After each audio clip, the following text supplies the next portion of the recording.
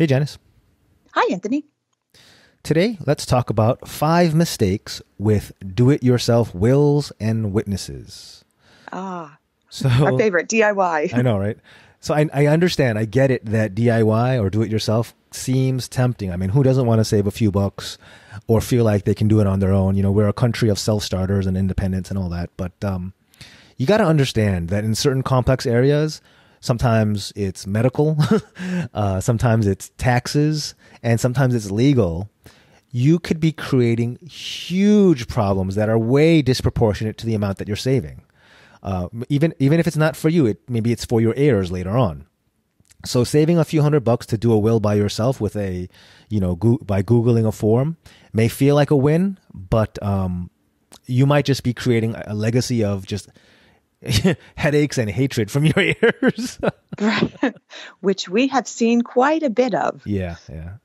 So today we'll discuss witness names, witnesses' addresses, something called self-proving, and then professional witnesses, and then the court's assumptions.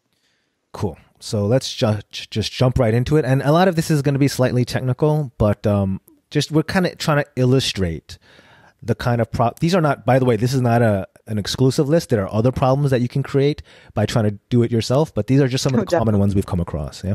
Yes. All right. So let's get started here. Printing your witness name. I mean, this sounds so. I wish you could see my head shaking. I know. Instead of going, oh. So when you do a will, an experienced attorney supervising will signing will have the witnesses sign and print their names. Okay. And if they don't print their names and we can't read the handwriting, that can actually cause pretty significant problems later on. Janice. Yes. Have we been trying to decipher some signatures recently? Absolutely. So just look at anybody's signature. Okay, you're at the grocery store and you sign for your groceries. Does your signature look anything like your real name? I mean, my name is Janice Frary, and I think that my J kind of looks like an S, and then the F is probably like a Y. You'd never be able to decipher who I am on a document just by my signature. So we've run into that recently where we were looking for 2 different witnesses. And I find that I'm pretty good at finding things, and deciphering things, but we hit a wall. I mean, it was just hard to decipher Y's and Z's and Q's on a signature. But I mean, again, look at anyone's signature and tell me if you could figure out their name. Very few and far between. And it's comical. You'll have an attorney and maybe a paralegal and a court clerk and a chief clerk all huddled at the courthouse, all huddled around this document saying, I think that's a Sonia. No way, that's a Sophia. No, it's not. That's an R. This is 4 people, 2 of whom are billing you or your heirs, standing around trying to read an S or an N or an R. It's just hugely inefficient. And actually, if it becomes a thing where we can't figure it out and the court is not satisfied, guess what? Now we have to pay more money and hire a handwriting analyst. You got to be kidding me, because you couldn't remember to, or you couldn't be bothered to have an attorney supervise the signing and make sure everyone printed their names, right? Right. Just the simple printing. Even if you can't perfectly read the printing, it's going to get you a lot farther when used in conjunction with your signature. And you talked about a handwriting. That's really expensive, isn't it? An analysis of your handwriting? Absolutely. I mean, think any expert whose testimony would qualify for court, whether it's handwriting or forensics or DNA, they're going to be expensive. Yeah. So now what you've just saved on your DIY will is completely gone in the first 2 minutes they're trying to decipher the signature. Absolutely.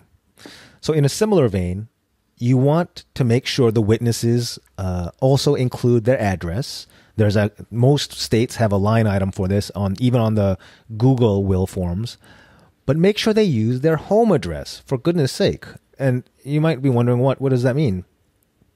We recently had a case where we had 2 fellow coworkers serve as the witnesses. I guess they were, they did the will signing at the office for whatever reason, and they used the office address. And the office in this case was a university. All right. Yes. So not only do A we have building that contained a university, Yeah, not just the university. so we're talking thousands of potential employees with 2 illegible signatures with no real way of, narrowing that down. And if I have a home address, at least, we can, do a white pages reverse search. If we have to hire a PI, which is cheap, can be inexpensive for something as simple as, locating a person by address. At least less expensive than a handwriting expert or what have you. Right. If all we have is an employee address, it's really tough to narrow down the field. Yeah. Absolutely. And like I said, that building contained not only a school, but it had offices, building offices, and not to mention the turnover rate is high. You may not be at your job when we're going back to look for you, and they might not remember because it's been so long. I mean, just imagine, just picture this. You're talking to the receptionist who's only been there for 3 years, so they don't even go all the way back. And she's like, "Oh yeah, there was a Sonia 3 years ago, but there was also a Sophia 7 years ago." Blah, blah, blah. This is just a huge waste of everyone's time and resources, and it's a drag for all your heirs. I mean, it's absolutely. It's like out of a sitcom. It really is. Yeah, it is. And meanwhile, you're paying for all these phone calls to track down the name. Totally. All right. Next is the concept of a self-proving will. I think almost every state has this. In New York,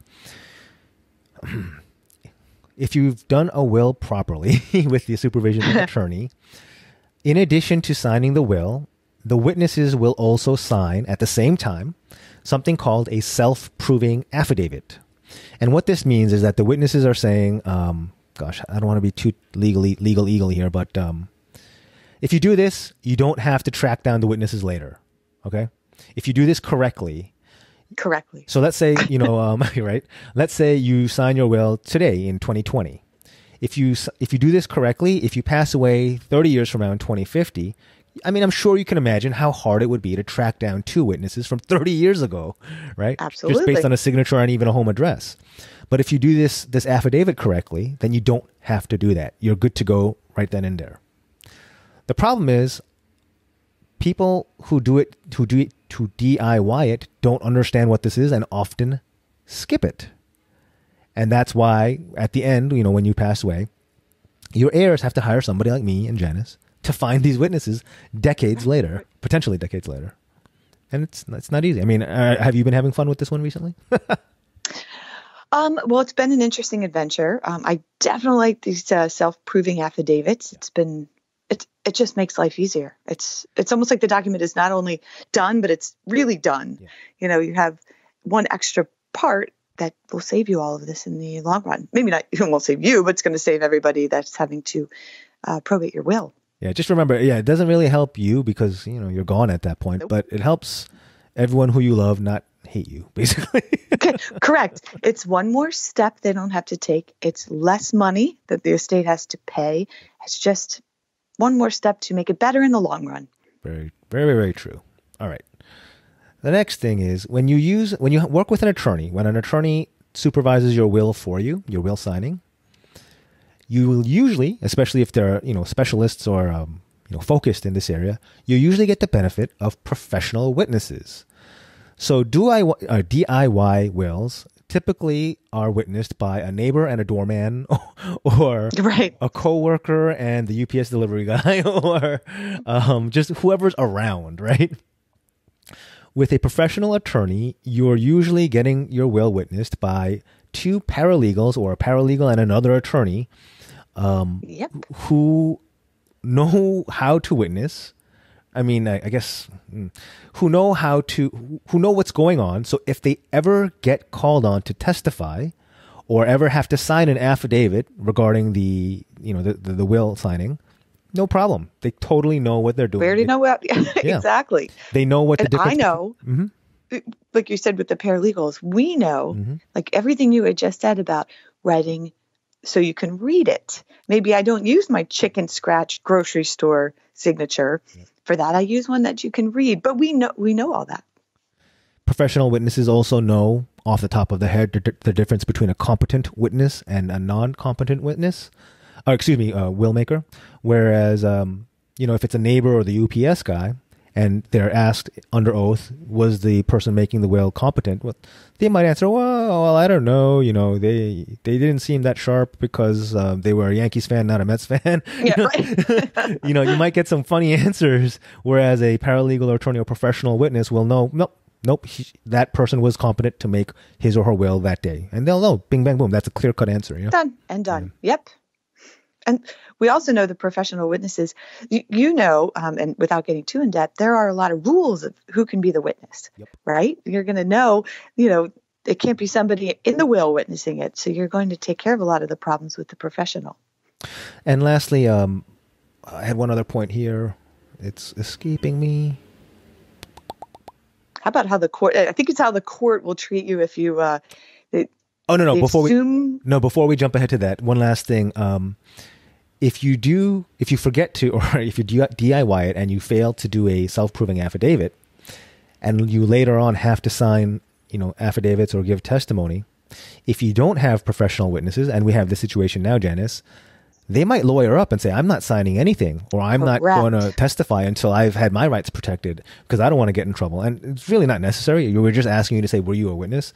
But we have that situation now where we're now having to deal with lawyers to get a witness to confirm that they witnessed. Right. Because everyone watches too much TV where everyone's getting sued. But you're right. More layers, more costs, more delays. Yep. Okay, and my last point, or our last point on this topic, is the court rules surrounding witnesses, or DIY. That's such a tongue twister for me. DIY wills. We see how you feel about it. It's like what you could say. So basically, at least here in New York, the courts, by rule, the courts assume that you're going to screw things up if it's DIY. And they give you certain presumptions. They assume you did things well if it was supervised by an attorney. For example, if it was not supervised by an attorney, and I think if it was signed within 90 days of passing, kind of like a deathbed will or almost a deathbed will, if it's supervised by an attorney, there's not too many problems. But if it was not supervised by an attorney, that's the kind of situation where a lot of shady stuff happens. Yeah. Yep. That's where the red flag meter's going off of. Wait a minute. So the court will do a much more thorough investigation and will require a much more thorough proof before they'll accept that will. That's just one example. And there's several other situations where having the attorney, listed and signed off on the will get you through probate a little faster because there's a lot of things that the court will assume that were done properly and won't need additional proof. Absolutely. Which means, like you said before, the court, you have to go through those extra hoops. That's more money. Yeah. So I think that's all we have today, Janice. Well, if you want to learn more, check out Anthony's book, How Probate Works, available on Amazon. Definitely goes into this a little bit deeper so you can set up a good plan the first time with a professional. Yep. That's all we have today. Please take away that if you're going to do it yourself, just understand that it's not free. You're just pushing the costs onto your heirs, and those costs could potentially be way more than what you're saving in cash now. That's all I want you to think about. Yeah. Good point. Good takeaway. All right. Thank you, Janice. Thanks everyone for listening. Talk next time. Bye. Talk soon.